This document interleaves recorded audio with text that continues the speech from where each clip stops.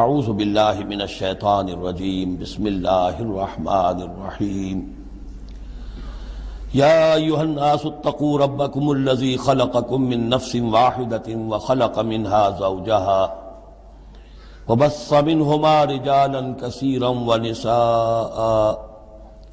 واتقوا اللہ الذی تساءلون به والارحام ان اللہ کان علیکم رقیبا صدق اللہ العظیم۔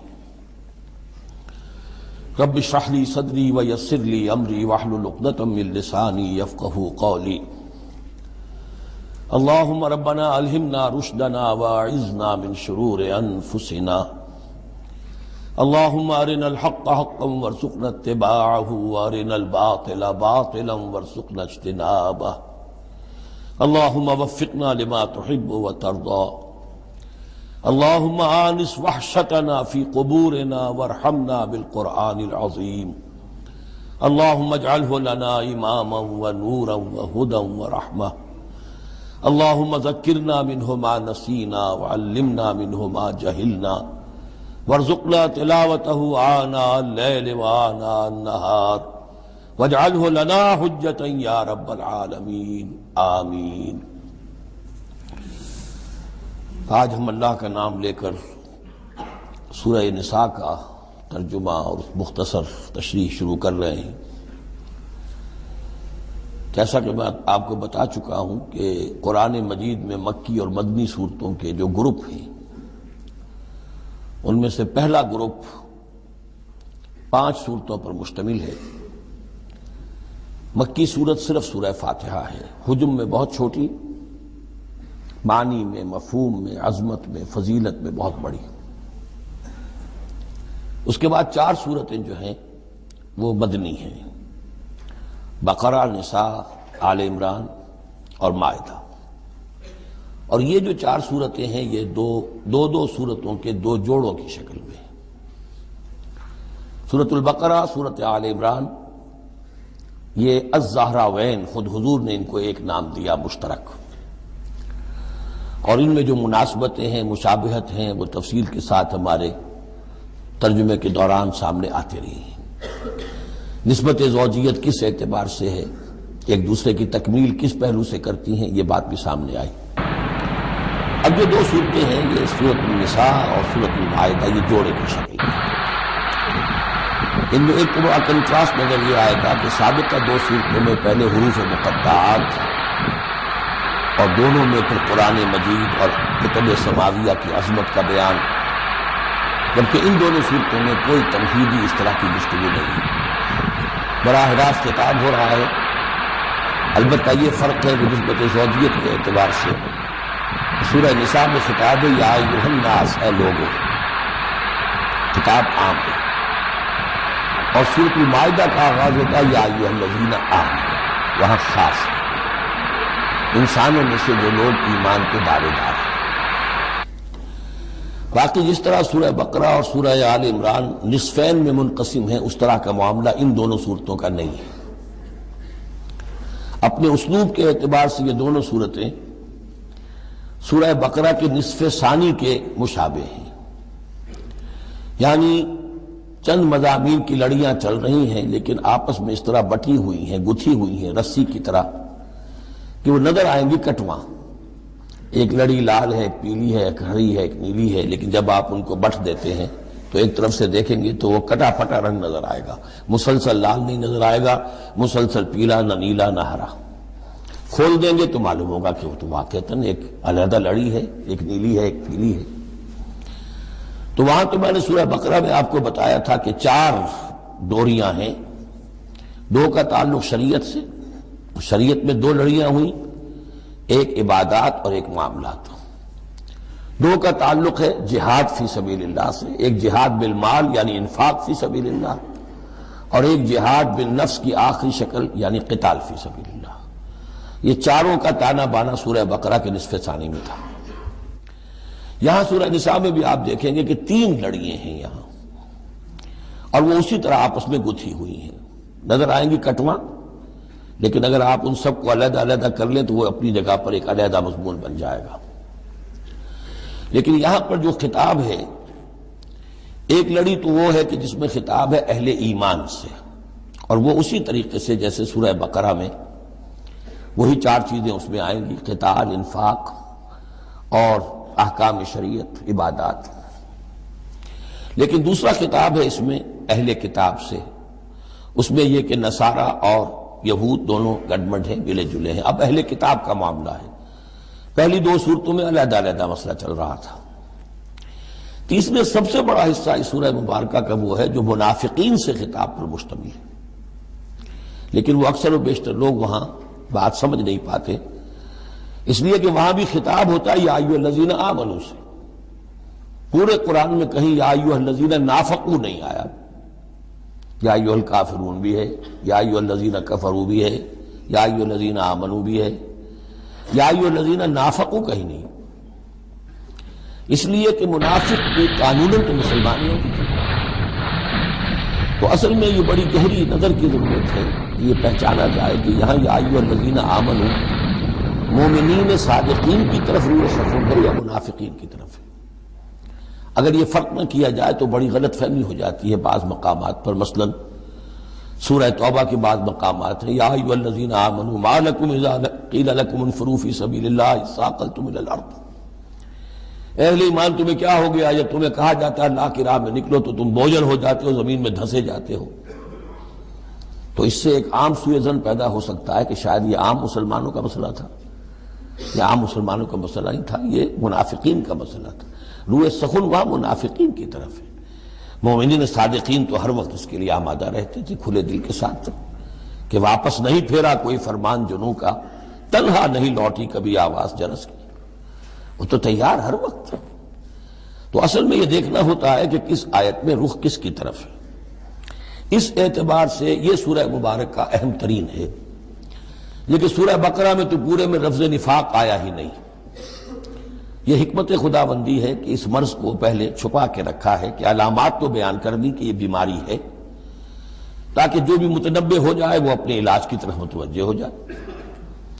لیکن یہ کہ جو لوگ نہیں متوجہ ہوئے، معلوم ہوا کہ اب ان کو تھوڑا سا نمایاں کرنا ضروری ہے، بات قریاں کر کے کرنی پڑے گی۔ تو سورہ آل عمران میں 1-2 جگہ نفاق کا لفظ آ گیا، لیکن یہاں اب جو سب سے بڑا مضمون ہے سورہ بقرہ میں وہ منافقین کا ہے۔ یوں سمجھیے کہ 176 جو اس کی آیات ہیں،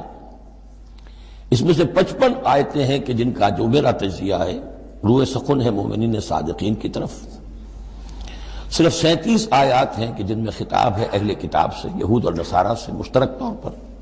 اور 84 آیات ہیں جن میں خطاب منافقین سے۔ لیکن وہی بات جو میں نے عرض کی کہ جہاں بھی ان سے بات ہوگی یا ایھا الذین آمنوا کے حوالے سے ہوگی، اس لیے کہ ایمان کے دعوے دار تو وہ بھی تھے۔ منافق تو وہی ہوتا ہے کہ جو دعویٰ کرتا ہے ایمان کا، چاہے وہ شعوری طور پر منافق ہو چاہے غیر شعوری طور پر منافق ہو، لیکن یہ کہ دعویٰ ایمان تو اس میں موجود ہوگا۔ سورہ نساء اور سورہ مائدہ کے مابین ایک فرق نوٹ کر لیجئے۔ انسانی تمدن میں سب سے بنیادی چیز جو ہے وہ ہے معاشرہ، اور معاشرے میں عورت اور مرد کا تعلق، اور نمبر 2 جو معاشرے میں کچھ کمزور طبقات ہوتے ہیں ان کے لحاظ کا خیال، ان کے حقوق کا لحاظ کرنا۔ یہ مضمون آپ کو ملے گا سورہ نساء میں۔ آئلی قوانین تفصیل سے آ چکے سورہ بقرہ میں، جو رشتہ جڑتا ہے ایک مرد اور ایک عورت کے مابین ازدواج کا، جس سے کہ پھر خاندان وجود میں آتا ہے، تو وہ جو سب سے بنیادی یونٹ ہے معاشرے کا، اس کی جڑ بنیاد کا تو سارا تفصیل سے معاملہ آ چکا ہے سورہ بقرہ میں۔ سورہ آل عمران اس اعتبار سے منفرد ہے کہ اس میں شریعت کے احکام نہیں ہیں سوائے اس ایک حکم کے جو سود کے بارے میں آیا ہے، لا تاکلوا الربا اضعافا مضاعفا، کوئی اور احکام شریعت جو ہے اس میں نہیں۔ لیکن یہاں اب آپ کو جو تمدن کی معاشرتی سطح کے اوپر خاص طور پر جو دبے ہوئے پسے ہوئے طبقات تھے اس معاشرے میں، ان کی ایمینسیپیشن، ان کو اوپر اٹھانا، ان کے حقوق کی طرف متوجہ کرنا، یہ آپ کو نظر آئے گا۔ پھر اس معاشرے کے اندر سیکس کا معاملہ، اگر سیکشول انارکی ہو تو تباہی پھیل جائے گی، تو اس میں ابتدائی اقدامات جو ہیں وہ اس صورت کے اندر آئے ہیں۔ سیکس ڈسپلن کیسے امپوز کرنا ہے مسلمانوں تمہیں اپنے معاشرے کے اندر، بے راہ روی سے کیسے ڈیل کرنا ہے۔ تو اس طریقے سے تمدن کی جو بنیادی جو منزل ہے اس پر گفتگو ہو رہی ہے۔ سورہ مائدہ میں جا کر پھر جو تمدن کی بلند ترین منزل ہے ریاست، اور یہ کہ پھر اعلیٰ سطح کے اوپر عدالتی نظام، چوری ڈاکہ وغیرہ کا سد باب، اس کے لیے کیا حدود ہیں، اس کے لیے کیا تعزیرات ہیں، یہ بھی آگے آئیں گی۔ باقی سورہ نساء میں جیسے ہے ویسے ہی سورہ مائدہ میں بھی اہل کتاب سے بھی آخری خطاب ہوگا۔ تو جیسا کہ میں نے عرض کیا تھا کہ یہ پہلا گروپ جو ہے اس میں دو لڑیاں ہیں۔ ایک ہے یہ شریعت کا گروپ ہے، شریعت شروع ہو رہی ہے، بلو پرنٹ اس کا سورہ بقرہ سے، اس کے تکمیلی احکام سورہ مائدہ میں، اور دوسرا اس میں خطاب ہے اہل کتاب کے ساتھ، وہ بھی تدریجاً بڑھ کر آخری باتیں وہ ہے کہ جو پھر سورہ مائدہ میں ہمیں ملیں گی۔ بس اتنی تمہید، اور اس میں بھی خاصا وقت صرف ہو گیا ہے۔ یا ایھا الناس اتقوا ربکم الذی خلقکم من نفس واحدۃ۔ اب دیکھیے معاشرتی مسائل کے ضمن میں گفتگو ہے تو ایسی بنیادی بات سے شروع کی ہے، اے لوگوں اپنے اس رب کا تقوی اختیار کر لو جس نے تمہیں ایک جان سے بنایا، وَخَلَقَ مِنْهَا زَوْجَهَا، اور اسی سے اس کا جوڑا بنایا۔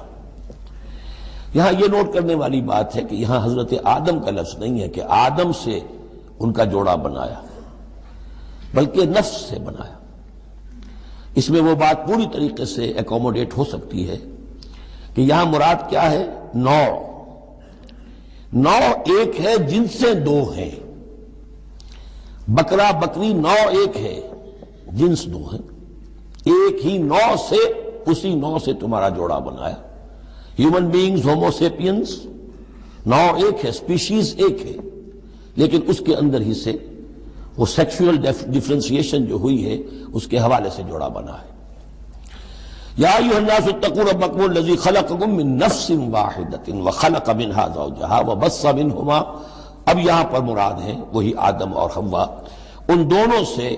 پھیلا دیے زمین میں کثیر تعداد میں مرد اور عورت، رجالا کثیرا ونساء۔ یعنی اس تمدن انسانی کو اگر آپ ٹریس کریں گے، پیچھے لے جائیں گے، تو اس کی ایک کامن، ایک اس کی بگننگ ہے، ایک انسانی جوڑا آدم اور حوا۔ اس رشتے میں پوری نوع انسانی جو ہے رشتہ اخوت میں منسلک ہو جاتی ہے، اس لیول پر جا کر۔ ایک ہے سگے بہن بھائی، ایک ہے دادا دادی پر جا کر کزنز مل جائیں گے، پردادا پردادی پر جا کر اور ایک لمبا بس حلقہ ہو جائے گا، چلتے جائیے تو آدم و حوا کی نسل جو ہے وہ جا کر آخر بالآخر ایک پیرنٹس ہے، ایک کپل ہے، آدم اور حوا۔ واتقوا اللہ الذی تساءلون بہ والارحام، اور اس دیکھیے ایک ہی آیت میں دوسری مرتبہ پھر تقوی کا حکم، اور تقوی اختیار کرو اس اللہ کا جس کا تم ایک دوسرے کو واسطہ دیتے ہو۔ آپ کو معلوم ہے کہ دنیا میں فقیر بھی مانگتا ہے تو اللہ کے نام پر مانگتا ہے، اللہ کے واسطے مانگتا ہے، اور اکثر و بیشتر معاملات جو تمدنی ہوتے ہیں، گھریلو جھگڑے ہوں، ان کو بھی جب نمٹانا ہوتا ہے تو آخر کار کہنا پڑتا ہے کہ اللہ کا نام مانو اور تم یہ بات چھوڑ دو، اپنی عزت سے باز آ جاؤ۔ تو جہاں آخری اپیل کرنی ہے اللہ کے حوالے سے تو اس کا تقوی اختیار کرو، تو یہ جھگڑے ہو گئی نہیں، اس کے احکام پر چلو۔ اس نے سوسائٹی کے مختلف طبقات کے حقوق معین کر دیے، مرد کے حقوق، عورت کے حقوق، رب المال کے حقوق، عامل کے حقوق، مضاربت ہے تو ایک وہ ہے کہ جس کا سرمایہ ہے، اور ایک وہ ہے کہ جو کام کر رہا ہے، دونوں کے کیا حقوق ہیں، کیا اختیارات ہیں۔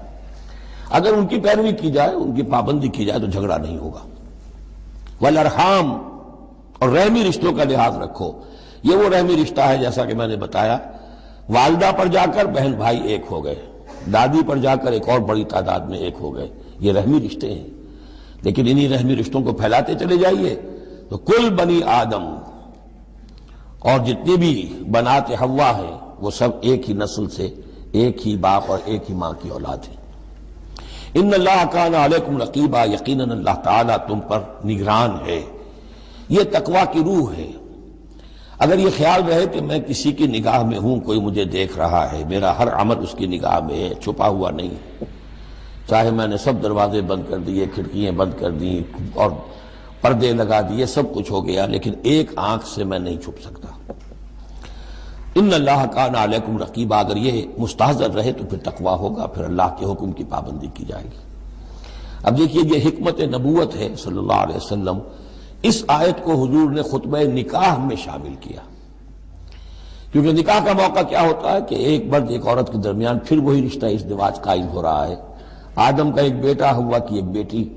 پھر اسی رشتے میں منسلک ہو رہے ہیں جس میں کہ آدم اور حوا تھے. جس طرح ان سے نسل پھیلی ہے اب ان سے آگے نسل بڑھے گی.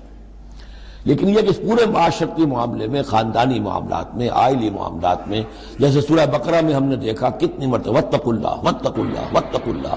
تقویٰ نہیں ہوگا تو پھر خالی قانون جو ہے اس کے اندر وہ تاثیر نہیں ہوا کرتی. قانون کو تو تختہ مشق بھی بنایا جا سکتا ہے. وَلَا تَتَّخِذُوا آیَاتِ اللَّهِ هُزُوًا،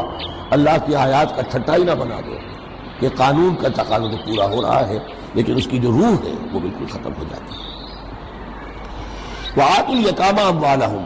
اور وہ جو دبے ہوئے طبقات ہیں ان میں سے یتیم ایک اہم طبقہ تھا. ان کے کوئی حقوق نہیں تھے، مال ان کی ہڑپ کر لیے جاتے تھے، کمزور تھے. وَآتُوا الْيَتَامَىٰ أَمْوَالَهُمْ وَلَا تَتَبَدَّلُوا الْخَبِيثَ بِالطَّيِّبِ، ان کا مال جو ہے اس میں سے اچھا اچھا مال لے لیا، برا ان کو اپنا برا مال ان میں شامل کر دیا.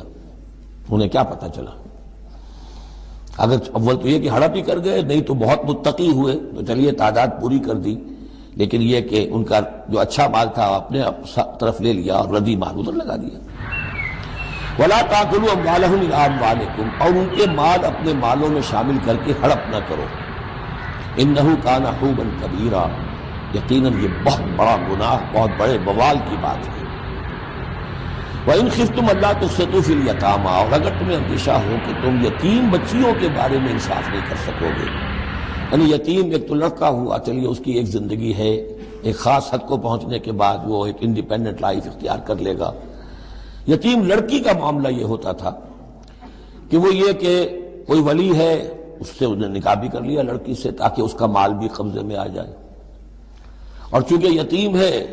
اس کے پیچھے اس کے حقوق کی نگہداشت کرنے والا کوئی ہے ہی نہیں. اگر ماں باپ ہوں تو ظاہر بات ہے کہ پھر وہ بچی کے حقوق کے بارے میں بھی تو کچھ بات کر سکیں،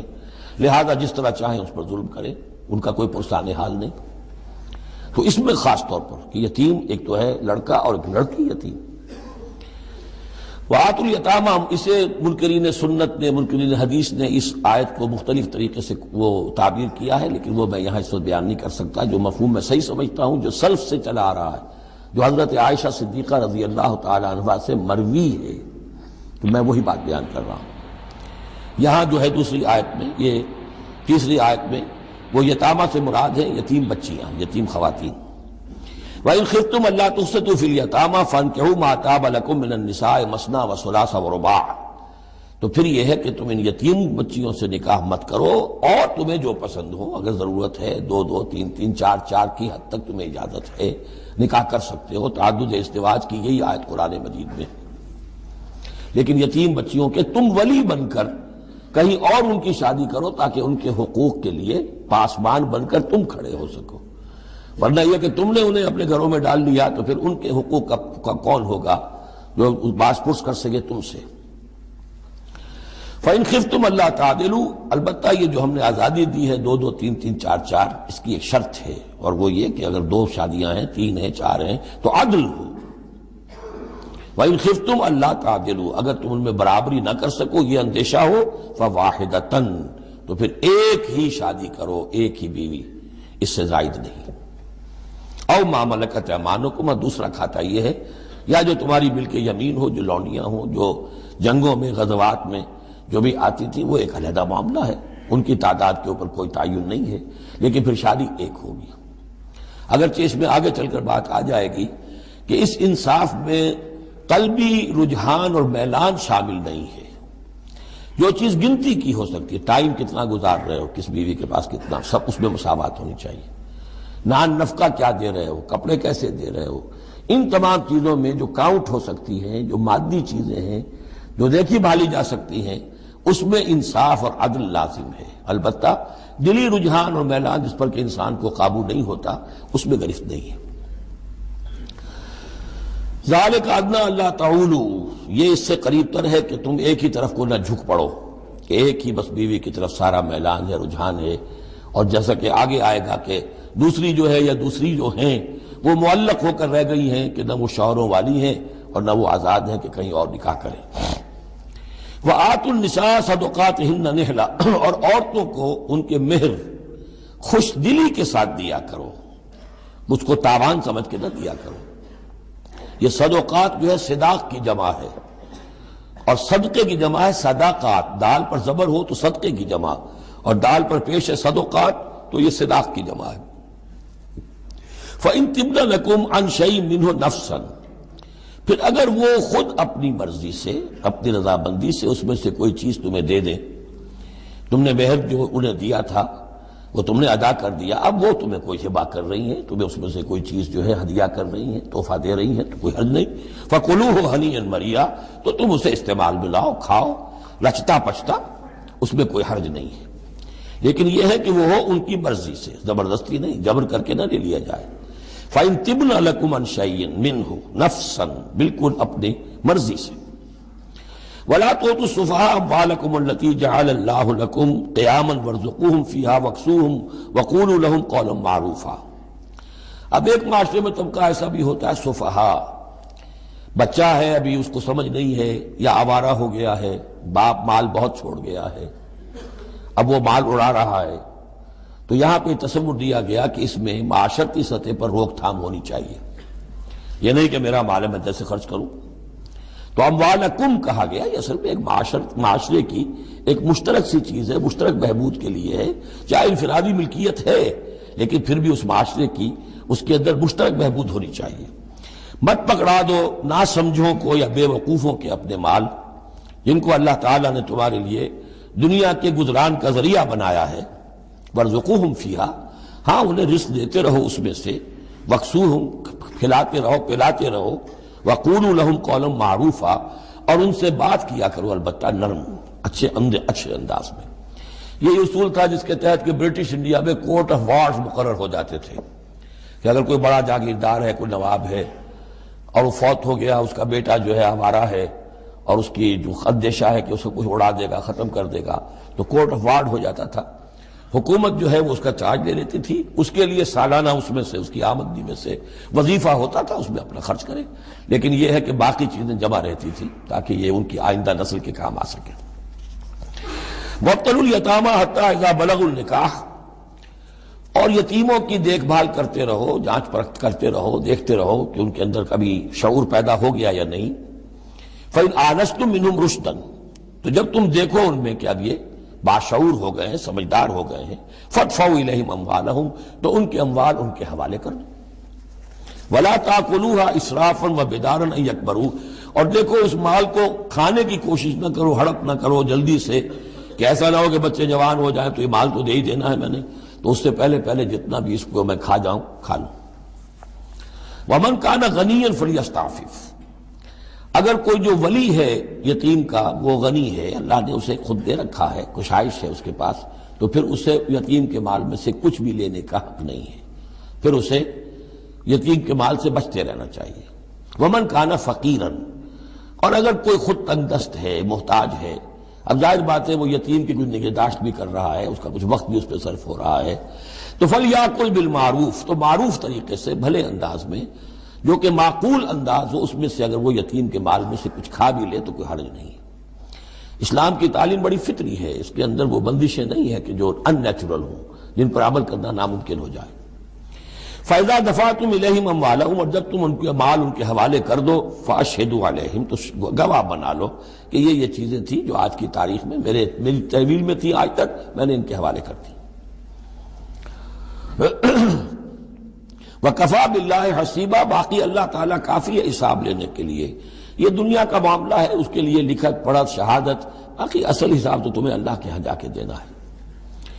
لِلرِّجَالِ نَصِيبٌ مِّمَّا تَرَكَ الْوَالِدَانِ وَالْأَقْرَبُونَ، مردوں کے لیے بھی حصہ ہے اس میں سے کہ جو ترکہ چھوڑا ہو، جو وراثت چھوڑی ہو والدین نے اور رشتہ داروں نے۔ وَلِلنِّسَاءِ نَصِيبٌ مِّمَّا تَرَكَ الْوَالِدَانِ وَالْأَقْرَبُونَ، اور عورتوں کا بھی حصہ ہے اس میں سے جو والدین کی وراثت ہے، جو انہوں نے ترک کیا ہے، ان کا ترکہ ہے، اور رشتہ داروں کا۔ یہاں پہلی مرتبہ اب عورت کو وراثت کا حق دیا جا رہا ہے، ورنہ عرب کے معاشرے میں عورت کا کوئی حق وراثت نہیں تھا۔ یہاں پہ فرمایا گیا کہ مما قل منہ او کثر، چاہے وہ وراثت تھوڑی ہو چاہے زیادہ ہو، قانون جو ہے اللہ کا اس کو اس کے اوپر پوری طور سے نافذ ہونا چاہیے۔ نصیبا مفروضہ، اور یہ حصہ ہے اللہ کی طرف سے فرض کیا گیا۔ اب میں آپ کو نوٹ کراؤں گا کتنی مرتبہ یہ تاکید ہو رہی ہے اس قانون وراثت کی، اور آپ اگر ساتھ ہی دیکھتے رہیں کہ کتنی دھجیاں اس کی بکھرتی ہیں ہمارے معاشرے کے اندر، کوئی اس کا لحاظ نہیں۔ اور بڑا جو ہمارا خاص طور پر ایک علاقہ ہے کہ جہاں ویسے نماز روزہ بہت ہوتا ہے، تو بیٹیوں کو کوئی وراثت میں کوئی حصہ دینے کے لیے وہ کسی صورت تیار نہیں ہوتے۔ شریعت کے کچھ چیزیں جو ہیں وہ بہت اہم ہیں، اور شریعت کی یہ چیزیں جو ہیں کس قدر تاکید کے ساتھ آ رہی ہیں، یہ کہتے ہیں یہ رواج کے تحت ہوگا۔ وَإِذَا حَضَرَ الْقِسْمَةَ أُولُو الْقُرْبَى، اور جب وراثت کی ترکے کی تقسیم ہو رہی ہو تو اب اگر وہاں کچھ قرابت دار بھی آ جائیں، والیتامى یتیم بھی آ جائیں، والمساکین کچھ محتاج بھی آ جائیں، فارزقوہم منہ وقولوا لہم قولا معروفا، تو انہیں بھی کچھ دے دلا دو اس میں سے، کیونکہ اس وقت دیکھ رہے ہیں تقسیم ہو رہی ہے، وہ بالکل محتاج ہیں، تو احساس محرومیت جو ہے اس کو کسی نہ کسی درجے میں جو بھی اس کے اندر کچھ ان کی بداوا ہو سکتا ہو کرو۔ وَقُولُوا لَهُمْ قَوْلًا مَعْرُوفًا، ان سے بات کرو تو بڑے اچھے انداز میں، جھڑکو نہیں کہ ہماری وراثت تقسیم ہو رہی تم کون آ گئے یہاں پہ۔ وَلْيَخْشَ الَّذِينَ لَوْ تَرَكُوا مِنْ خَلْفِهِمْ، ڈرتے رہنا چاہیے ان لوگوں کو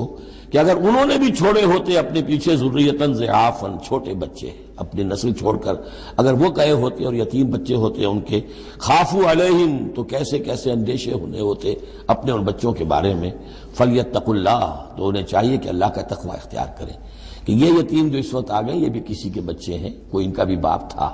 ان کے سر پر ہاتھ رکھو۔ وَلْيَقُولُوا قَوْلًا سَدِيدًا، اور بڑی صاف اور ستھری اور صحیح اور حق پر مبنی بات کرو۔ ان الذین یاکلون اموال الیتامی ظلما، یقیناً وہ لوگ کہ جو یتیموں کا مال ہڑپ کرتے ہیں ناحق، انما یاکلون فی بطونہم نارا، وہ اپنے پیٹوں میں بھر رہے ہیں آگ، وسیصلون سعیرا، اندر کی آگ تو اپنے پیٹوں میں ڈال رہے ہیں اور سموچے وہ خود آگ میں ڈال دیے جائیں گے۔ تو گویا کہ ایک آگ ان کے اندر ہوگی اور ایک جہنم کی آگ ان کے باہر ہوگی۔ یہ 10 آیتیں بڑی جامع ہیں، اور جس طریقے سے کہ سوسائٹی کے جو پسماندہ طبقات تھے ایک ایک کا خیال کر کے جس باریک بینی سے حکمت کے ساتھ احکام دیے جا رہے ہیں۔ اب اس کے بعد جو رکوع ہے یہ بڑا مختصر ہے، آیتیں 4 ہیں لیکن ایک قیامت مضمر ہے ان میں، یہ اعجاز ہے۔ 4 آیتوں کے اندر اسلام کا پورا قانون وراثت جس پہ پوری جلدیں لکھی گئی ہیں، جامعیت کی انتہا ہے۔ یوصیکم اللہ فی اولادکم، اللہ تعالیٰ تمہیں وصیت کرتا ہے تمہاری اولاد کے بارے میں، للذکر مثل حظ الانثیین، لڑکے کے لیے حصہ ہے 2 لڑکیوں کے برابر۔ فإن کن نساء فوق اثنتین فلہن ثلث ما ترک، اور اگر صرف بیٹیاں ہی بیٹیاں ہوں اور 2 یا 2 سے زائد ہوں تو ان کو 2/3 میں حصہ ملے گا۔ وإن كانت واحدة فلها النصف، اور اگر ایک ہی بیٹی ہے تو اسے آدھا ملے گا۔ ظاہر بات ہے بیٹا ایک ہی وارث ہوگا تو پورے کا وارث ہو جائے گا، تو جب بیٹی کا حصہ بیٹے سے آدھا ہے تو اگر ایک ہی بیٹی ہے تو اسے آدھی وراثت ملے گی، آدھی پھر اور لوگوں کو جائے گی، وہ ایک الگ حصہ ہے، معاملہ ہے۔ وَلِأَبَوَيْهِ لِكُلِّ وَاحِدٍ مِّنْهُمَا السُّدُسُ مِمَّا تَرَكَ إِن كَانَ لَهُ وَلَدٌ۔ اب یہ وراثت میں ایک تو ہے نیچے وراثت بیٹا بیٹی، اور ایک ہے اوپر والد والدین، جب اب وہ بھی زندہ ہے، فوت ہوا ہے کوئی شخص، اس کے والدین یا والد یا والدہ دونوں میں سے کوئی ایک زندہ ہے، ان کا بھی حصہ ہے۔ وَلِأَبْوَيْهِ لِكُلِّ وَاحِدٍ مِّنْهُمَا، اس کے والدین کے لیے ہر ایک کے لیے ان میں سے چھٹا حصہ ہے اس کے ترکے میں سے، مما ترک ان کان لہو ولد، اگر اس کے اولاد ہے۔ ایک شخص لا ولد مر گیا ہے تو اور بات ہوگی، اولاد ہے تو چھٹا یعنی 1/3 حصہ والدین کو چلا گیا، 2/3 جو ہے اولاد میں تقسیم ہوگا۔ فَإِن لَّمْ يَكُن لَّهُ وَلَدٌ، اور اگر اس کی اولاد ہے ہی نہیں، لا ولد فوت ہو رہا ہے، وَوَرِثَهُ أَبَوَاهُ، اور اس کے وارث اس کے والدین ہی ہیں، فَلِأُمِّهِ الثُّلُثُ، تو ماں کو 1/3 اور باپ کو 2/3، وہی وہ مرد کا باپ ماں سے مرد عورت سے دگنا ہو جائے گا۔ فَإِن كَانَ لَهُ إِخْوَةٌ، اور اگر اس کے بہن بھائی ہو، فَلِأُمِّهِ السُّدُسُ مِن بَعْدِ وَصِيَّةٍ يُوصِي بِهَا أَوْ دَيْنٍ، تو پھر ماں کا حصہ جو ہے وہ پھر اور کم ہو جائے گا، چھٹا حصہ رہ جائے گا سدس کی بجائے، تاکہ باپ کی طرف سے تو پھر بھائیوں کو رشتہ کو وراثت جا سکے گی اس کے، لیکن ساتھ فرما دیا من بعد وصیۃ یوصی بہا او دین، وراثت کی تقسیم سے پہلے 2 کام کر لینے ہوں گے کہ اگر کوئی وصیت کی ہے اس وصیت کو پورا کیا جائے، اگر کوئی دین ہے جو فوت ہوا ہے اس پر کوئی قرض ہے وہ ادا کیا جائے، پھر جو ہے وراثت ادا ہوگی۔ من بعد وصیۃ یوصی بہا او دین، آباؤکم و ابناؤکم لا تدرون ایہم اقرب لکم نفعا، تمہارے باپ یا تمہارے بیٹے تم نہیں جانتے کہ ان میں سے کون تمہارے لیے زیادہ نافع ہے، زیادہ قریب ہے نفع کے اعتبار سے۔ فریضۃ من اللہ، یہ تم اپنی عقلوں کو چھوڑو، اللہ کی طرف سے یہ فرض ہے۔ فریضۃ من اللہ، یعنی آدمی سمجھے میرے بوڑھے والدین ہیں، خام خواہ ان کے لیے حصہ کائے کو رکھ دیا ہے، کھا پی چکے، زندگی گزار چکے، وراثت تو ملنی چاہیے اولاد کو، بیٹا بیٹی کو نہیں۔ اللہ کا حکم مانو، آباؤکم و ابناؤکم لا تدرون ایہم اقرب لکم نفعا فریضۃ من اللہ ان اللہ کان علیما حکیما، یقیناً اللہ تعالی علیم اور حکیم ہے، اس کا کوئی حکم علم اور حکمت سے خالی نہیں۔ وَلَكُمْ نِصْفُ مَا تَرَكَ أَزْوَاجُكُمْ إِن لَّمْ يَكُن لَّهُنَّ وَلَدٌ، اور تمہارا حصہ تمہاری بیویوں کے ترکے میں سے آدھا ہے اگر ان کے کوئی اولاد نہ ہو۔ بیوی فوت ہو رہی ہے اور اس کے کوئی اولاد نہیں ہے تو جو کچھ چھوڑ رہی ہے اس میں سے نصف جو ہے شوہر کا ہو جائے گا، باقی نصف جو ہے وہ بیوی کے بھائیوں وغیرہ کو جائے گا، لیکن شوہر کا نصف ہو گیا۔ فَإِن كَانَ لَهُنَّ وَلَدٌ، اور اگر اس کی اولاد ہے، فَلَكُمُ الرُّبُعُ مِمَّا تَرَكْنَا، پھر تمہارے لیے چوتھائی حصہ ہوگا اس میں سے جو اس نے چھوڑا ہے، باقی 3/4 اس کی اولاد میں تقسیم ہو جائے گا۔ مِن بَعْدِ وَصِيَّةٍ يُوصِينَ بِهَا أَوْ دَيْنٍ، اور یہ بھی ہوگا وصیت کی ایگزیکیوشن کے بعد، اور اگر کوئی قرض ہے تو اس کی ادائیگی کے بعد۔ وَلَهُنَّ الرُّبُعُ مِمَّا تَرَكْتُمْ، اور جو کچھ تم چھوڑو، مرد شوہر فوت ہو گیا ہے تو اس کی وراثت میں سے بیویوں کا حصہ ہے چوتھا۔ ان لم یکن لکم ولد، اگر تمہارے کو اولاد نہیں ہے۔ فإن كان لكم ولد، اور اگر تمہارے اولاد ہے، فلہن الثمن مما ترکتم من بعد وصیۃ توصون بها أو دین، تو پھر تو ان کے لیے 8واں حصہ ہے۔ اگر تمہارے لیے اولاد ہے تو تمہاری بیوی کے لیے پھر 8واں حصہ ہے تمہارے ترکے میں سے، من بعد وصیۃ توصون بها أو دین، اس وصیت کو تکمیل کے بعد جو تم نے کی ہو یا قرض جو تمہارے ذمہ ہو ادا کرنے کے بعد۔ وإن كان رجل يورث کلالہ، اور اگر کوئی شخص جس کی وراثت جو ہے تقسیم ہو رہی ہے کلالہ تھا، او امراتن، یا کوئی عورت بھی کلالہ ہو سکتی ہے۔ یہ کلالہ کون ہوتی ہے؟ جس کے نہ تو والدین ہو نہ اولاد ہو، میت ہے، فوت شدہ مرد ہے یا عورت ہے، تو جو نہ تو ہے اوپر والدین میں سے کوئی اور نہ کوئی اولاد میں سے، وہ اس کو کلالہ کہتے ہیں۔ بہن بھائی ہیں، اب بہن بھائیوں میں جو تقسیم ہوگی وہ ایک تقسیم تو وہی ہے کہ جو حقیقی اور عینی اور اللاتی بہن بھائیوں میں ہوتی ہے، وہ تو ہے اسی طرح جیسے کہ اولاد کی ہے، لیکن یہاں خاص حکم دیا جا رہا ہے۔ عربوں میں اصل میں 3 قسم کے بہن بھائی ہوتے تھے۔ ایک عینی وہ ہے، باپ بھی وہی ہے مشترک، ماں بھی وہی ہے، جنہیں ہم حقیقی کہتے ہیں، ہمارے ہاں حقیقی بھائی، حقیقی بہن، یعنی والدین دونوں مشترک ہیں۔ اللاتی کہ باپ ایک ہے اور مائیں جدا ہیں، لیکن عرب میں ان میں کوئی فرق نہیں تھا، وہ بھی حقیقی کہلاتے تھے۔ حکم جو ہے معاشرے کے اندر ان کے عینی اور اللاتی بہن بھائیوں کا ایک ہی تھا، کوئی فرق نہیں تھا۔ ان کے ہاں سوتیلا وہ کہلاتا تھا کہ ماں ایک ہو باپ اور ہو۔ ایک شخص کی اولاد تھی، وہ فوت ہو گیا، اب اس کی بیوی نے دوسری شادی کر لی ہے، اب اس سے بھی اولاد ہے، تو ماں تو ایک ہے، اولاد دو ہیں، 2 باپ سے ہیں، وہ کہلاتے ہیں کہ جو اخیافی ہیں۔ ان کا حکم دے رہا ہے کہ اگر کوئی شخص مرا ہے وہ کلالہ ہے، چاہے وہ مرد ہے یا عورت ہے، وَلَهُ أَخٌ أَوْ أُخْتٌ، اس کی ایک بہن ہے یا ایک بھائی ہے، فَلِكُلِّ وَاحِدٍ مِّنْهُمَا السُّدُسُ، تو ان میں سے ہر ایک کے لیے 6واں حصہ ہے۔ فَإِن كَانُوا أَكْثَرَ مِنْ ذَلِكَ، اور اگر وہ اس سے زیادہ ہیں، فَهُمْ شُرَكَاءُ فِي الثُّلُثِ، پھر وہ 1/3 میں حصے دار رہیں گے۔ من بعد وصیۃ یوصی بها أو دین، یہی 2 شرطیں پھر ہیں، اس وصیت کو ایگزیکیوٹ کرنے کے بعد جو کی گئی ہو یا قرض کی ادائیگی کے بعد، غیر مضار، اور یہ سارا کام ایسے ہونا چاہیے کہ کسی کو ضرر پہنچانے کی نیت نہ ہو۔ وصیۃ من اللہ، یہ اللہ کی طرف سے تاکید ہے۔ واللہ علیم حلیم، اللہ تعالیٰ سب کچھ جاننے والا، کمال حلم والا ہے۔ اس کے حلم پر دھوکہ نہ کھاؤ کہ وہ تمہیں پکڑ نہیں رہا ہے، اس کی پکڑ جب آئے گی تو ان بطش ربک لشدید، پھر اس کی پکڑ بڑی سخت ہوگی۔ تلک حدود اللہ، یہ اللہ کے حدود ہیں۔ وَمَن يُطِعِ اللَّهَ وَرَسُولَهُ يُدْخِلْهُ جَنَّاتٍ تَجْرِي مِن تَحْتِهَا الْأَنْهَارُ، جو اللہ اور اس کے رسول کی اطاعت کرے گا وہ داخل کرے گا انہیں ان باغات میں جن کے دامن میں ندیاں بہتی ہوں گی، خالدین فیہا، جس میں وہ ہمیشہ ہمیشہ رہیں گے، وَذَلِكَ الْفَوْزُ الْعَظِيمُ، اور یقیناً یہ بہت بڑی کامیابی ہے۔ وَمَن يَعْصِ اللَّهَ وَرَسُولَهُ وَيَتَعَدَّ حُدُودَهُ، اور جو کوئی نافرمانی کرے اللہ اور اس کے رسول کی اور تجاوز کرے اس کی حدود سے، يُدْخِلْهُ نَارًا خَالِدًا فِيهَا، اس کو وہ داخل کرے گا آگ میں جس میں وہ ہمیشہ ہمیشہ رہیں گے، وَلَهُ عَذَابٌ مُہِینٌ، اور ان کے لیے عذاب مہین ہوگا، اہانت آمیز عذاب۔ اب جو میں نے عرض کیا تھا سیکس ڈسپلن، اسلامی معاشرے کی اب تطہیر شروع ہو رہی ہے۔ مکے میں تو ظاہر بات ہے مسلمان جب تک تھے تو غلبہ وہاں کفار کا تھا، اب یہاں مدینے میں اللہ نے مسلمانوں کو وہ حیثیت دی ہے کہ اپنے معاملات کو سنوارنا شروع کریں، تو ایک ایک کر کے ان معاشرتی چیزوں کو اور ان سوشل پرابلمز کو ڈیل کیا جا رہا ہے۔ اب اگر کوئی سیکشول انارکی ہے، کوئی بدکاری معاشرے میں ہے، کیا کیا جائے، کیسے روک تھام ہو، اس کے ابتدائی احکام یہ آ رہے ہیں، اس کے تکمیلی احکام جو ہے وہ سورہ نور میں آئیں گے چل کر، یہ تدریجاً، یہ سورہ نساء، پھر ہے سورہ نور، احزاب، پھر ہے سورہ نور، اور پھر ہے سورہ مائدہ۔ اب اللہ تعالیٰ کی حکمت یہ ہوئی کہ سورہ نور اور سورہ احزاب کو کافی دور آگے رکھا ہے مصحف میں، اور یہاں پر سورہ نساء کے بعد سورہ مائدہ آ گئی ہے، ورنہ سورہ نساء، پھر سورہ احزاب، پھر سورہ نور، اور پھر سورہ مائدہ ہے، ترتیب یہ ہے۔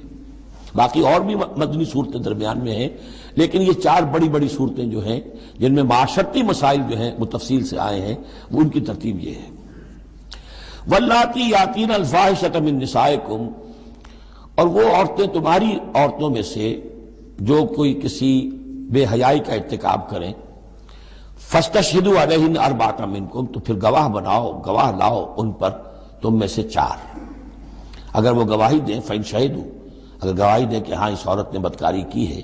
فَأَمْسِكُوهُنَّ فِي الْبُيُوتِ، تو پھر ان عورتوں کو گھروں میں بند کر دو، حَتَّى يَتَوَفَّاهُنَّ الْمَوْتُ، یہاں تک کہ موت ان کو لے جائے، یتوفاہن الموت، موت ان کو لے جائے، موت ان کا قصہ پاک کرے، او یجعل اللہ لہن سبیلا، یا اللہ ان کے لیے کوئی اور راستہ نکال دے۔ وہ راستہ نکالنا ہے جو سزا کی پھر بعد میں نصاب آ گیا کہ اگر اس کو پھر سزا دے دی جائے، حد جاری کر دی جائے تو پھر آزاد ہو جائیں گے، لیکن ابھی ابتدائی حکم ہے۔ یہاں معلوم ہوتا ہے کہ یہ ایسی لڑکیوں کا یا عورتوں کا تذکرہ ہے کہ جو مسلمانوں میں سے تھیں لیکن ان کا بدکاری کا معاملہ کسی یہودی سے ہو گیا ہو یا کسی ایسے شخص سے ہو گیا ہو جو ابھی مسلمان نہیں ہے، تو یہ ان کا یک طرفہ کہ ہے وہ کوئی مسلمان لڑکی یا خاتون جس کا معاملہ ہے، لیکن دوسرا جو پہلو ہے، دوسرا جو اس عمل کا جو شریک ہے وہ غیر مسلم ہے۔ وَاللَّذَانِ يَأْتِيَانِهَا مِنكُمْ، اور اگر وہ دونوں تمہیں میں سے ہوں، مرد بھی اور عورت بھی، فَآذُوهُمَا، تو ان دونوں کو پھر اذیت دو، تکلیف دو، انہیں سزا دو۔ فَإِن تَابَا وَأَصْلَحَا، پھر اگر وہ توبہ کر لیں اور اصلاح کر لیں، فَأَعْرِضُوا عَنْهُمَا، تو ان کو چھوڑ دو۔ إِنَّ اللَّهَ كَانَ تَوَّابًا رَحِيمًا، یقیناً اللہ تعالیٰ بہت توبہ کا قبول فرمانے والا اور رحیم ہے۔ یہ بالکل ابتدائی احکام ہیں، اسی لیے ان کی وضاحت میں، تفسیروں میں آپ کو بہت سے اقوال مل جائیں گے، اس لیے کہ اصل میں تو یہ پھر آخر میں جا کر یہ سب منسوخ شمار ہوں گے جبکہ حدود آ گئی پوری کی پوری، جیسے کہ وصیت کا وہ حکم جو سورہ بقرہ میں آیا تھا وہ اب ساقط ہو گیا جبکہ قانون وراثت آ گیا۔ اب وہ آیت آئی ہے کہ جو بہت بڑی حکمت کی آیت ہے، جس کا حوالہ اس سے پہلے بھی میں نے کبھی دیا ہے، انما التوبۃ علی اللہ للذین یعملون السوء بجہالۃ، اللہ کے ذمے ہے توبہ قبول کرنا ایسے لوگوں کی جو کوئی برا حرکت کر بیٹھتے ہیں جہالت اور نادانی میں، ثم یتوبون من قریب، پھر فوراً توبہ کرتے ہیں۔ یعنی اگر ایمان اندر ہے تو کسی وقت ایسا تو ہو گیا کہ کوئی خارجی اثرات اتنے پوٹنٹ ہو گئے یا نفس کے اندر ہیجان ایسا ہو گیا کہ آدمی کنٹرول نہیں کر سکا، لیکن جیسے ہی اس کے بعد ہوش میں آئے گا اس پر شدید پچھتاوا، شدید ندامت طاری ہو جائے گی، تو اس کے لیے یہ کہ وہ توبہ کرے تو اللہ تعالیٰ اس کی توبہ قبول فرمائے گا۔ فَأُولَٰئِکَ يَتُوبُ اللَّهُ عَلَيْهِمْ، تو اللہ تعالیٰ ایسے لوگوں کی توبہ قبول فرمائے گا۔ وَكَانَ اللَّهُ عَلِيمًا حَكِيمًا، اللہ تعالیٰ علیم اور حکیم ہے۔ وَلَيْسَتِ التَّوْبَةُ لِلَّذِينَ يَعْمَلُونَ السَّيِّئَاتِ، ایسے لوگوں کا کوئی حق نہیں ہے توبہ کا کہ جو اپنی برائی حرکتیں کرتے رہیں، حرام خوریاں کرتے رہیں، زندگی بھر عیش لڑاتے رہیں۔ وَالَّذِينَ يَمُوتُونَ حَتَّى إِذَا حَضَرَ أَحَدَهُمُ الْمَوْتُ قَالَ إِنِّي تُبْتُ الْآنَ، یہاں تک کہ جب موت کا وقت آ جائے تو کہیں کہ اب میں توبہ کرتا ہوں. یہ توبہ نہیں ہے. وَالَّذِينَ يَمُوتُونَ وَهُمْ كُفَّارٌ، اسی پر قیاس کر لیجئے جو مر بھی گئے کفر کی حالت میں، ان کی توبہ کا کوئی سوال ہی نہیں. اولئک اعتدنا لهم عذابا الیما، ایسے لوگوں کے لیے تو ہم نے دردناک عذاب تیار کر رکھا ہے.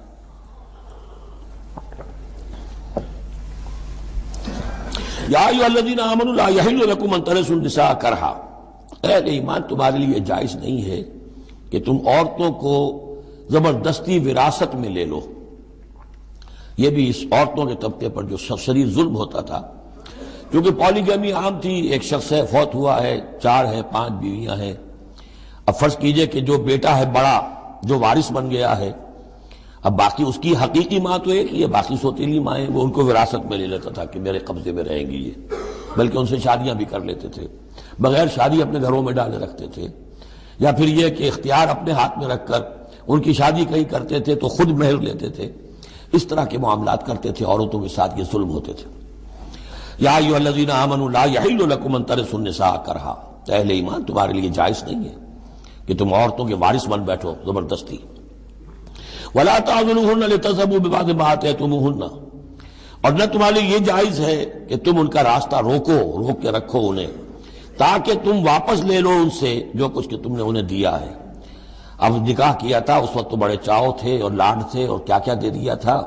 اور اب جو ہے اس سے وہ واپس ہتھیانے کے لیے طرح طرح کے ہتھ کنڈے استعمال ہو رہے ہیں. انہیں تنگ کیا جا رہا ہے، ٹارچر کیا جا رہا ہے، ذہنی طور پر تکلیف پہنچائی جا رہی ہے.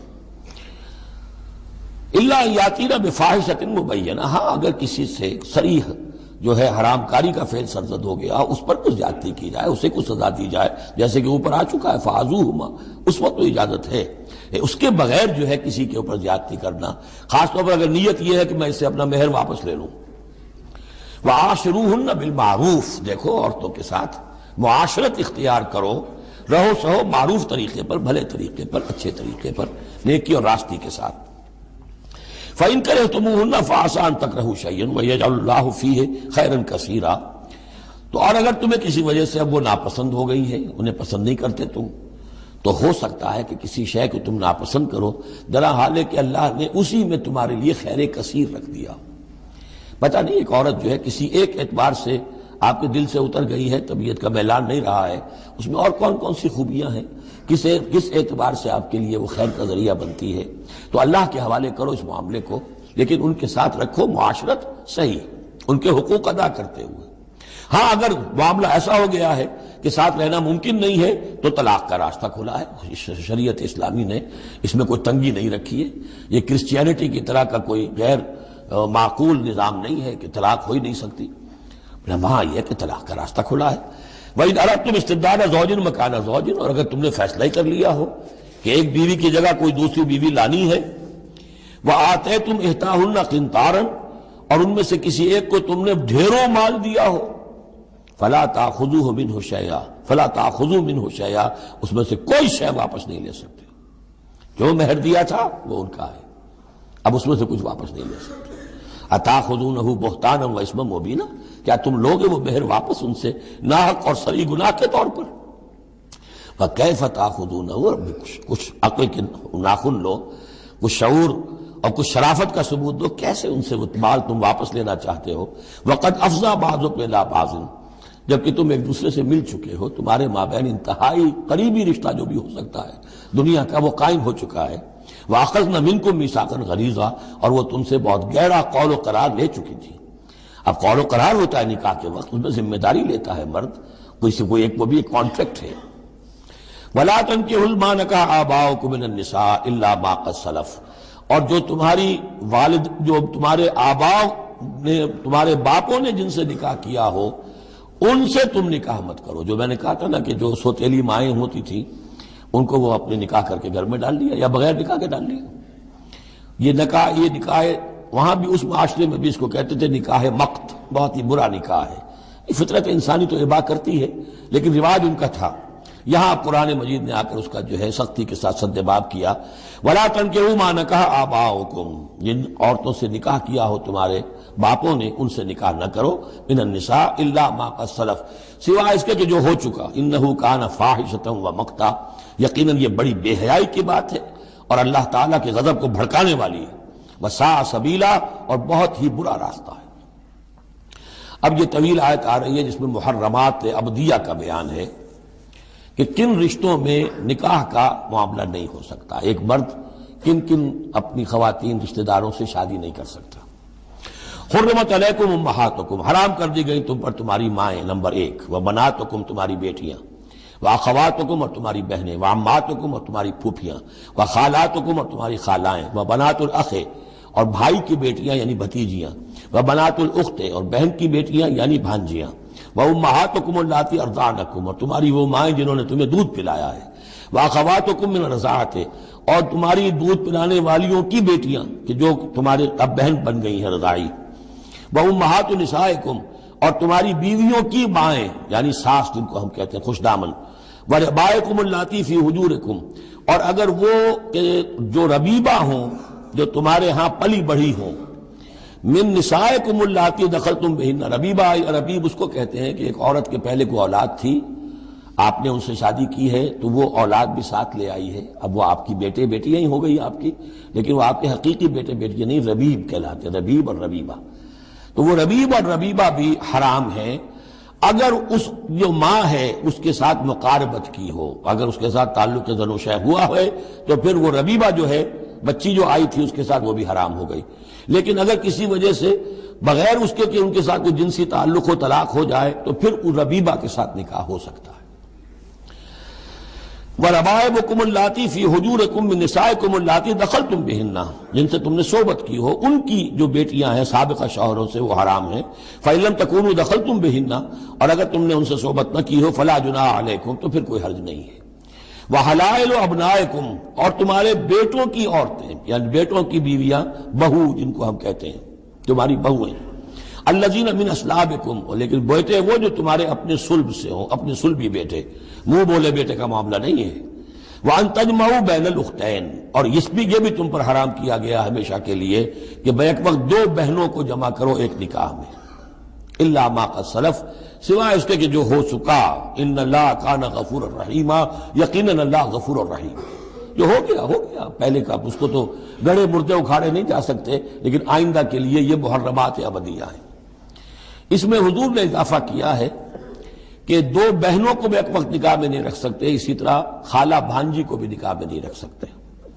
اور پھپھی بھتیجی کو بھی نکاح میں نہیں رکھ سکتے۔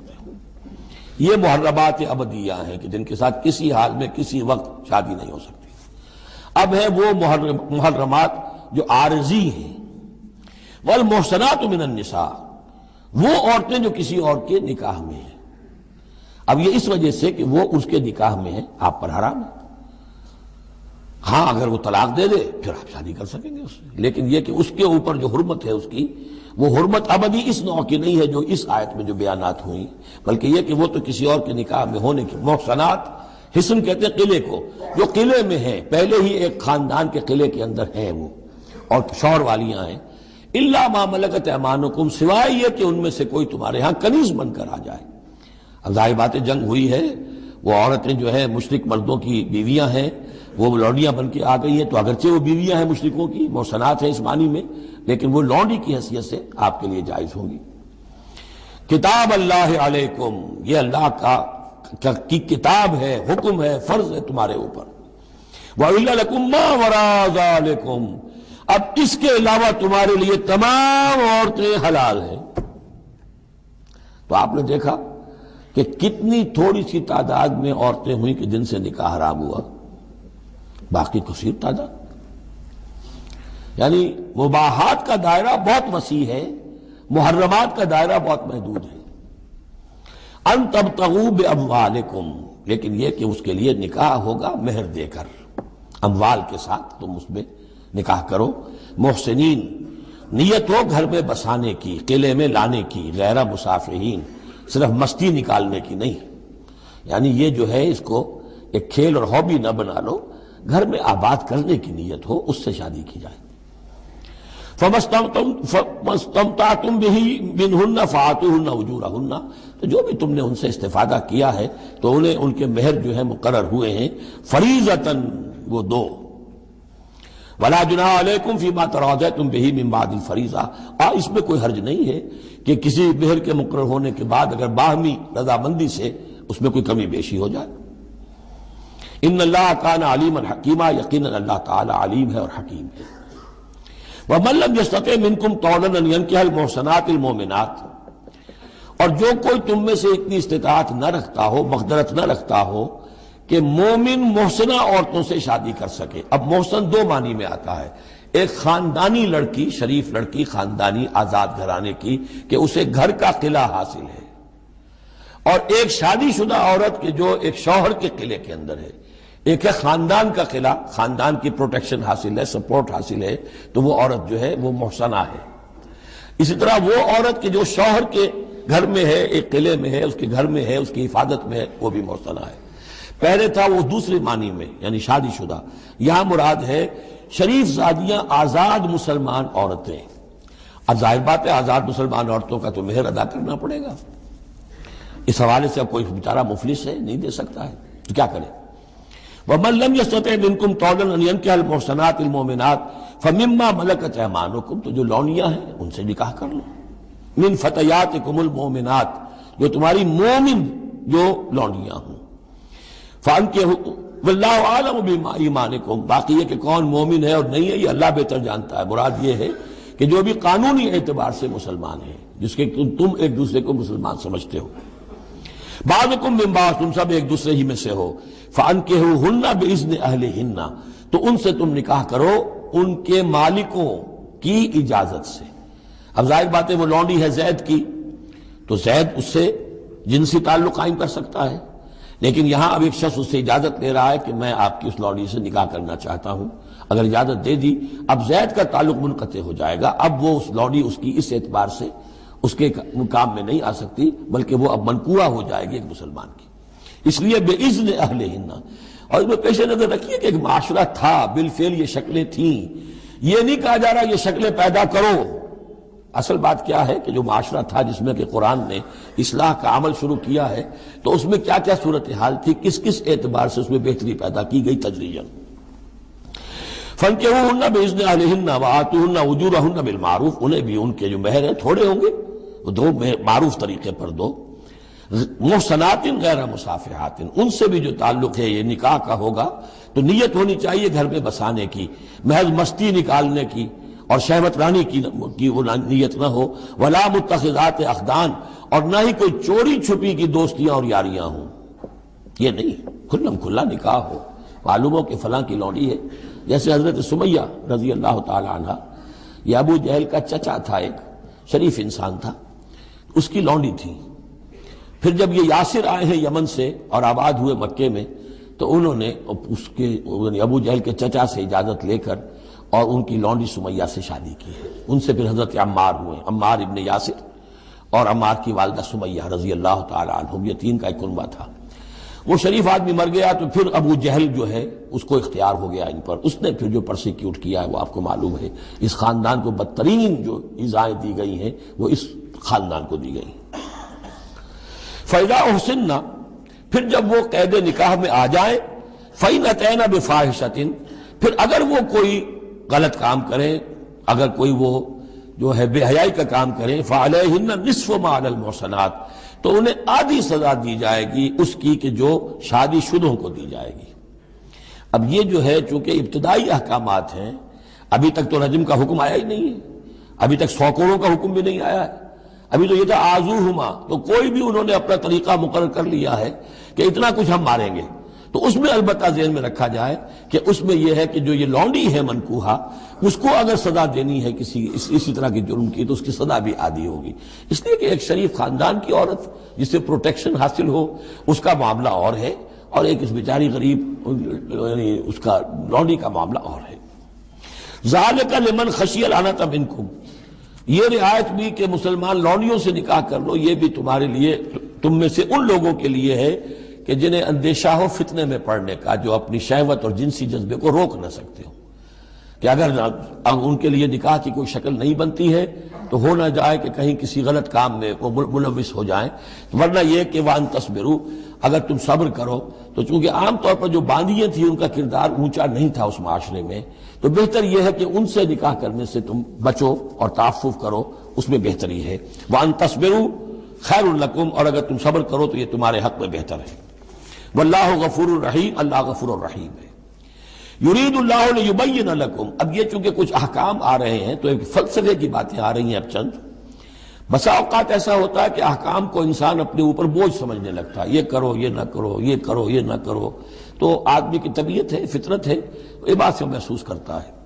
بلکہ عیسائی تو میں نے ایک مرتبہ 1970 میں تقریر سنی تھی، کرسمس گزاری تھی لندن میں، تو انہوں نے کہا تھا کہ شریعت لعنت ہے، ایک انسان کو یہ حرام ہے، یہ حرام ہے، یہ حرام ہے، رک نہیں سکا ہے، اب دل اس کا میلا ہو جائے گا، گلٹی کانشنس ہو جائے گا، گلٹی کانشنس سے اس کے اندر جو ہے وہ نیگیٹو سائیکالوجی ڈیولپ ہونی شروع ہو جائے گی۔ یہ ساری گندگی کہاں سے پیدا ہوئی کہ آپ نے حرام حلال کا فلسفہ چھیڑ، سب حلال کرو چھٹی ہو جائے گی۔ تو ایسے ایسے فلسفے بھی دنیا میں ہیں، اور یہ میں نے تقریر سنی 1970 میں لندن میں کرسمس کے دنوں میں۔ یرید اللہ لیبین لکم، اللہ تعالیٰ چاہتا ہے کہ تمہارے لیے ان چیزوں کو واضح کر دے۔ وَيَهْدِيَكُمْ سُنَنَ الَّذِينَ مِن قَبْلِكُمْ، اور تمہیں ہدایت دے ان راستوں کی کہ جو تم سے پہلے کے لوگوں کے تھے۔ وَيَتُوبَ عَلَيْكُمْ، اب اس میں دونوں طرف جائے گا، پہلے کے نیکوکار بھی تھے، پہلوں کے بدکار بھی تھے۔ نیکوکاروں کا راستہ تم اختیار کرو، صراط الذین انعمت علیہم، اور دوسرے راستوں سے تم بچ سکو۔ وَيَتُوبَ عَلَيْهِمْ، علیکم، اللہ چاہتا ہے تمہارے اوپر، تم پر عنایت فرمائے۔ واللہ علیم الحکیم، اللہ تعالیٰ سب کچھ جاننے والا، کمال حکمت والا ہے۔ واللہ یرید ان یتوب علیکم، دوبارہ پھر وہی، اللہ چاہتا ہے تم پر مہربانی فرمائے۔ ویرید الذین یتبعون الشہوات، اور وہ لوگ کہ جو شہوات کی پیروی کرتے ہیں وہ چاہتے ہیں ان تمیلوا میلا عظیما، کہ تم تو ایک طرف غلط راستے سے دور تک تمہارا جو ہے رجحان ہو جائے اور ادھر ہی تم بھٹکتے چلے جاؤ۔ آج جو بھی ہے عورت کی آزادی کی بنیاد پر، ایمانسیپیشن کی بنیاد پر، یہ ساری چیزیں جو ہو رہا ہے، ویمن لب ہے، یہ سب کا سب در حقیقت ان حدود اور قیود کو توڑ کر اور سارا یہ جنسی جو ہے انارکی پھیلانے کی ایک سازش ہے جو دنیا میں چل رہی ہے۔ یرید اللہ ان یخفف عنکم، تم یہ نہ سمجھو کہ بوجھ ڈال رہا اللہ تم پر، اللہ تم پر تخفیف چاہتا ہے۔ جب تم ان چیزوں پر عمل نہیں کرو گے، معاشرے میں بدگمانیاں پھیلیں گی، فساد ہوگا، گندگیاں ہوں گی، جھگڑے ہوں گے، بدگمانیاں ہوں گی، یہ سارا کچھ ہوگا، تو اللہ تو تمہارے لیے آسانی چاہتا ہے۔ وَخُلِقَ الْإِنسَانُ ضَعِيفًا، اور انسان پیدا کیا گیا ہے کمزور، اس کے اندر کمزوری کے پہلو بھی ہیں۔ جہاں بہت اونچا پہلو ہے، روح ربانی پھونکی گئی ہے، وہاں یہ نفس بھی تو اس کے اندر ہے، اور اس کے اندر جو ہے ضعف کے پہلو موجود ہیں۔ یا ایھا الذین آمنوا لا تأکلوا اموالکم بینکم بالباطل، اہل ایمان اپنے مال آپس میں باطل طریقے سے ہڑپ نہ کرو، الا ان تکون تجارتا عن تراض، سوائے اس کے کہ تجارت ہو تراض منکم، تمہاری باہمی رضامندی سے۔ یہ جوتا ہے 200 روپے کا ہے، آپ کو منظور ہے 200 دیجئے، جوتا لے لیجئے، یہ آپ کی باہمی رضامندی سے سودا ہے، وہ ہو گیا۔ لیکن یہ کہ اس سیدھے سادے اور صحیح اور طریقے پر، ایک ظاہر بات ہے کچھ نہ کچھ تو آپ نے نفع اس میں سے کمایا ہے، آپ نے محنت کی ہے، کہیں سے لائے ہیں، سٹور کیا ہے، دکان کا کرایہ دیا ہے، لیکن اس کو وہ گرج نہیں کرے گا۔ لیکن جھوٹ بول رہے ہیں، خدا کی قسم کھا رہے ہیں